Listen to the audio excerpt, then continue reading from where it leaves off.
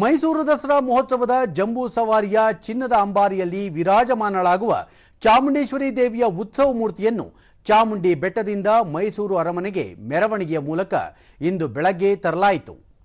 ತಾಯಿ ಚಾಮುಂಡೇಶ್ವರಿಯನ್ನು ಅಲಂಕೃತಗೊಳಿಸಿ ಚಿನ್ನದ ಅಂಬಾರಿಯಲ್ಲಿ ಪ್ರತಿಷ್ಠಾಪಿಸಿ ಲಕ್ಷಾಂತರ ಭಕ್ತಾದಿಗಳಿಗೆ ದರ್ಶನ ನೀಡಲಾಗುವುದು.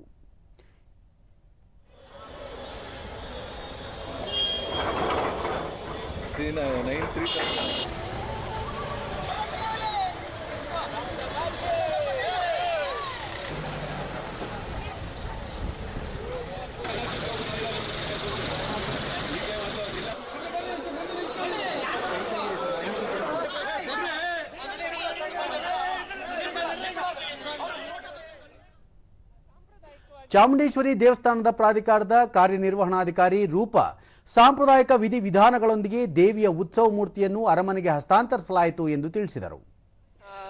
ನಾವು ತಗೊಂಡು ಹೋದ ನಂತರ ಏನು ವಿಧಿವಿಧಾನಗಳಿತ್ತು ಅದನ್ನೆಲ್ಲ ಪಾಲಿಸಿದ್ದೇವೆ.